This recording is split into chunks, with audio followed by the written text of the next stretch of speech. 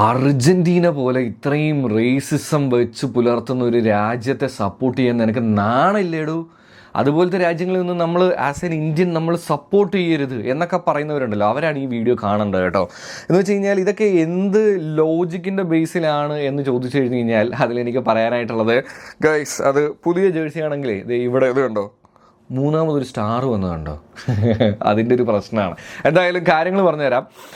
ഇതിൽ എല്ലാ കാര്യങ്ങളും ഡീറ്റെയിൽ ആയിട്ട് പറയുന്നുണ്ട്. അതുകൊണ്ട് തന്നെ താഴെ ആദ്യമേ കമൻറ്റ് ചെയ്ത് ഈ പറയുന്ന പോലെ തെറി വിളിക്കുന്നവർക്ക് അതെന്തായാലും കണ്ടിന്യൂ ചെയ്യാം. അല്ല, മുഴുവൻ കാര്യങ്ങളും കേട്ടിട്ടാണെന്നുണ്ടെങ്കിൽ അവിടെ നമുക്കൊരു ചർച്ച ചെയ്യാം എന്ന് ഓർമ്മിച്ചുകൊണ്ട് welcome to 80 podcast football club and this is RJ Andappan.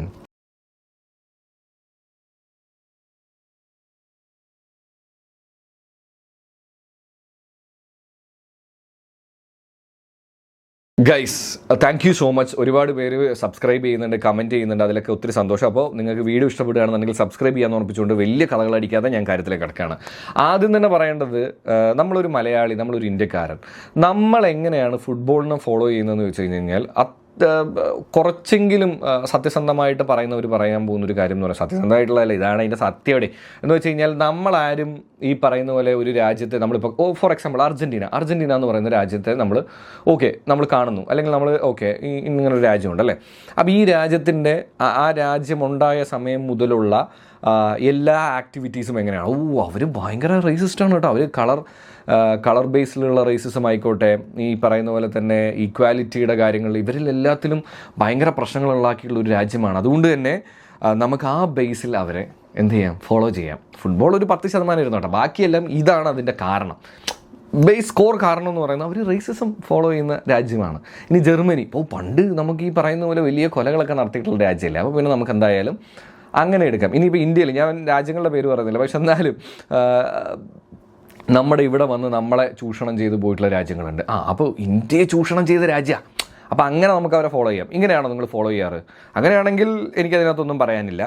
പക്ഷേ അതിലൊരു ബേസിക് ആയിട്ടുള്ളൊരു കാര്യം എന്ന് പറയുന്നത്, ഇത് നമ്മളെല്ലാവരും, ഇപ്പം ഞാൻ എൻ്റെ ഒരു കാര്യം പറയാം. ഞാൻ ഫുട്ബോൾ ഫോളോ ചെയ്ത് തുടങ്ങിയ സമയത്ത് മുതൽ ഞാൻ മെസ്സി, ബാഴ്സ, അർജൻറ്റീന ഫാനാണ്. ഇതിനൊരു റീസൺ എന്ന് പറയുന്നത്, ഇത് കേൾക്കുമ്പോൾ തന്നെ നിങ്ങൾക്കൊരു റീസൺ അറിയാം. മെസ്സി എന്ന് പറയുന്ന ഒരു പ്ലെയറിൻ്റെ ഒരു പ്ലേയിങ് സ്റ്റൈലുണ്ട്. അത് തന്നെയാണ് നമുക്ക് അർജൻറ്റീനയിലും കാണാൻ പറ്റുന്നത്, അത് തന്നെയാണ് നമുക്ക് ബാഴ്സയിലും കാണാൻ പറ്റുന്നത്. അതായത് മേ ബി നമുക്കൊരു താരമായിരിക്കാം നമ്മളെ ഈ പറയുന്ന പോലെ ഒരു രാജ്യത്തെ ക്ലബിനെ ഇതിലേക്കൊക്കെ നമ്മളെ ഇഷ്ടപ്പെടാൻ പ്രേരിപ്പിച്ചിട്ടുള്ളൊരു കാര്യം.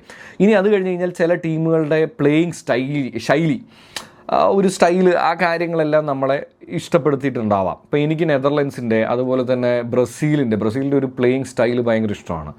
അപ്പോൾ ഇതെല്ലാം ഈ പറയുന്നത് പോലെ അതാണ് നമ്മളെ ആ ഒരു ഫുട്ബോളിംഗ് നേഷനെ ഫോളോ ചെയ്യാനായിട്ട്, സപ്പോർട്ട് ചെയ്യാനായിട്ട് നമുക്ക് പ്രേരിപ്പിക്കുന്ന ഒരു കാര്യം.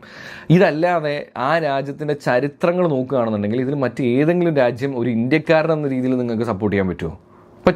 ഏതാ അങ്ങനെയുള്ളൊരു രാജ്യം എനിക്കൊന്ന് പറഞ്ഞു തരാമോ? ഈ ചെറിയ കുഞ്ഞൻ രാജ്യങ്ങൾ, ഇപ്പോൾ വന്നിട്ടുള്ള രാജ്യങ്ങളെ കുറിച്ചൊന്നുമല്ല പറയുന്നത്. പല രാജ്യങ്ങളെ വെച്ച് നോക്കുകയാണെന്നുണ്ടെങ്കിലും ഇന്ത്യനെ അവിടെ പോയി ചൂഷണം ചെയ്യുന്നു, അല്ലെങ്കിൽ ഇവിടെ പോയി ചൂഷണം ചെയ്യുന്നു. ഇപ്പോൾ പോലും രാഷ്ട്രീയമായിട്ടുള്ള വ്യത്യാസങ്ങളുള്ള രാജ്യങ്ങളുണ്ട്. അപ്പോൾ അങ്ങനെയൊക്കെയാണെന്നുണ്ടെങ്കിൽ നിങ്ങൾ ആരെ ഫോളോ ചെയ്യും? നമ്മുടെ രാജ്യം എന്തായാലും ഇല്ല. അപ്പോൾ നമ്മളൊരു ബേസിക്കലി ഈ ഒരു ഫുട്ബോളിനെ ഫോളോ ചെയ്യുന്നതിൻ്റെ ബേസിൽ നമ്മൾ ചെയ്യും. ഇനി ഈ റേസിസത്തിൻ്റെ കഥ പറയുന്നവർ എസ്പെഷ്യലി കളർ ബേസിലാണ് കേട്ടോ. ഇവർക്ക് തെളിവുകളൊന്നും ഉണ്ടാവില്ല. കാര്യം എന്താണെന്ന് വെച്ച് കഴിഞ്ഞാൽ, ഞാൻ ബേസിക്കലി മാക്സിമം നോക്കി, എനിക്ക് തിരുത്തേണ്ടതാണെന്നുണ്ടെങ്കിൽ തിരുത്താൻ ഞാൻ റെഡിയാണ്. ഫിഫയ്ക്ക് ഇതുവരെ ഒരു കംപ്ലയിൻറ്റ് ആക്ച്വലി ഇതിൽ പോയിട്ടില്ല. ഇവർ പറയുന്നൊരു സാധനം, ഡൊമസ്റ്റിക് ലെവലിൽ ഈ പറയുന്ന പോലെ തന്നെ ബ്ലാക്ക് ആയിട്ടുള്ള ആൾക്കാരുണ്ട് അർജൻറ്റീനയിൽ, പക്ഷേ അവരെ കളിപ്പിക്കുന്നില്ല മെയിൻ ടീമിലേക്ക് എന്നുള്ളതാണ്. അങ്ങനെയാണെന്നുണ്ടെങ്കിൽ ഏതെങ്കിലും ഒരാൾ വന്നിട്ട് പറയുന്നത് കണ്ടിട്ടുണ്ടോ?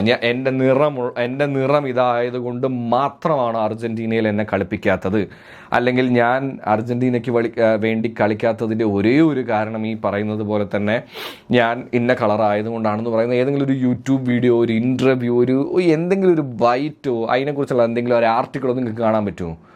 ഇവർ പറയുന്നത് പണ്ട് ഈ രാജ്യത്തുണ്ടായിരുന്ന ഒരു കാര്യം തന്നെയാണ്. അത് വാസ്തവമായിട്ടുള്ള കാര്യമാണ്. ആരും അതിൽ വിയോജിക്കുകയോ അതില്ലെന്നോ അങ്ങനെയൊന്നും പറയുന്നില്ല. പക്ഷെ നിങ്ങളത് അതേ ഒരൊറ്റ കാരണം എടുത്തുകൊണ്ട് നിങ്ങളതിനെ പറയുന്നുണ്ടെങ്കിൽ, അതാണ് ഞാൻ ആദ്യം പറഞ്ഞത്. അതായത് ഈ മൂന്നാമത് വന്ന സ്റ്റാറിൻ്റെ ഒരു പ്രശ്നമാണെന്നുള്ളത്. ഇനി മറ്റൊരു കാര്യം, കൈകൊണ്ട് തട്ടി ഗോളടിച്ചിട്ടാണ് കയറിയത്. ആദ്യത്തെ വേൾഡ് കപ്പ് എന്ന് പറയുന്നത് അന്നത്തെ രാജ്യത്തിൻ്റെ ഇവർ ഈ ചരിത്രം ചകഞ്ഞു പോകുന്ന സമയത്ത് അർജൻറ്റീനയ്ക്ക് മാത്രമാണോ ഈ പറയുന്നത് പോലെ തന്നെ ഇത്രയധികം എന്താ പറയുക പ്രശ്നങ്ങളുടെ ഇടയിൽ, അല്ലെങ്കിൽ ഒരു അലിഗേഷൻ്റെ ഇടയിൽ വേൾഡ് കപ്പ് കിട്ടിയിട്ടുള്ള ഒരു രാജ്യം ഒന്ന് എടുത്ത് നോക്കണം. പിന്നെ മുൻകാലങ്ങളിൽ അങ്ങനെ നോക്കുകയാണെന്നുണ്ടെങ്കിൽ ഞാൻ മുമ്പും എപ്പോഴും പറയുന്നൊരു കാര്യമാണ്. അതുകൊണ്ട് മാത്രം നമുക്ക് റിയൽ മാഡ്രിഡ് ഒരു ചരിത്രം പറഞ്ഞുതരാം. 11-1 തോറ്റ സാധനം. ബാഴ്സയുടെ പ്ലേയേഴ്സിനെ വന്നിട്ട് തോക്ക് കാണിച്ചിട്ട് പേടിപ്പിക്കുന്ന സിറ്റുവേഷൻസ് ഉണ്ട്. എന്നിട്ട് കളിച്ച് തീർന്നു കഴിയുമ്പോൾ ബാക്കി എന്താണെന്ന് ഞങ്ങൾ കാണിച്ചു തരാമെന്ന് പറയുന്ന പോലത്തെ സംഭവങ്ങളുണ്ട്. അതൊക്കെ ചരിത്രത്തിൽ രേഖപ്പെടുത്തിയിട്ടുള്ളതാണ്. അതുകൊണ്ട് നമ്മൾ ഈ പറയുന്ന പോലെ റയൽ മാഡ്രിഡിനെ ഫോളോ ചെയ്യാൻ പാടില്ല എന്ന് പറയാൻ പറ്റുമോ?